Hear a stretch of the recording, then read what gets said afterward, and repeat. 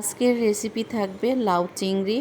খুবই একটা জনপ্রিয় খাবার, এমন কোনো লোক নেই যে এই খাবারটা অপছন্দ করে। তো চলুন দেখে নেওয়া যাক কিভাবে রান্না করি। ভেজে নিচ্ছি, তারপর আস্ত জিরা দিয়ে দিলাম। একে একে সব মশলা দিয়ে নিব। রসুন বাটা, পেঁয়াজ বাটা, জিরা গুঁড়া, শুকনো মরিচ বাটা, সামান্য লবণ, হলুদ। মশলাটা ভালো করে কষিয়ে নিব পানি দিয়ে। কালো এলাচ আর একটা তেজপাতা দিয়ে দিলাম। চিংড়ি মাছটা ঢেলে দিলাম। কষানোর পর লাউটা আমি ঢেলে দিব।